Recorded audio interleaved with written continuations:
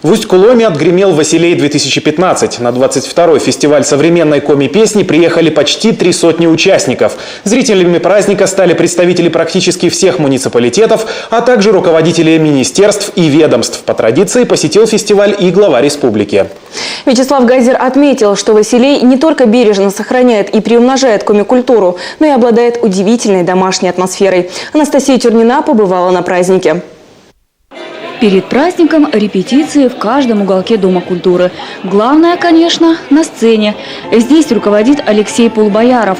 Молодой режиссер из Санкт-Петербурга, уроженец Коми, говорит, к фестивалю все готово. Основная задумка режиссерского праздника – это колядки. Потому что «Василей» традиционно проходит 13 января, в канун Старого Нового года. А это время колядовочных исторических гуляний. Поэтому колядки будут проходить такой красной линией по всей конкурсной программе «Василия». Юмор артистов из села Помоздино публика воспринимает на ура. Как, впрочем, и живые картины из песка. На каждую песню своя анимация.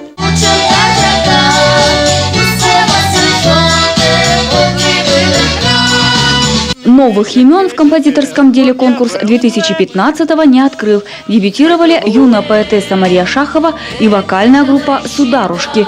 Жюри «Василия» оценивала музыку, слова и исполнение песен. Качество самодеятельных композиторов разное. Есть более профессиональные композиторы, есть менее профессиональные композиторы. Ну, в принципе, это естественно. И поэтому и песни тоже бывают более удачные и менее удачные. Пока жюри совещается, концертную программу продолжает эпизод из спектакля «112 Улешовых», посвященный 70-летию Победы. В подарок зрителям выступление ансамбля «Дивоград» из Санкт-Петербурга.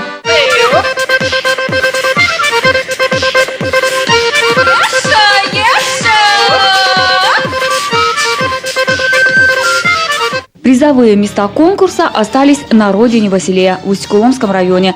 И даже гран-при, в отличие от прошлого года, нашел своего обладателя. Его присудили песни Таисии Чаплыгиной «Коми Мун» в исполнении ухтинского ансамбля «Лысвовойт». Приз зрительских симпатий в этом году достался ансамблю «Июль», который выступил с песней Василия Гущина.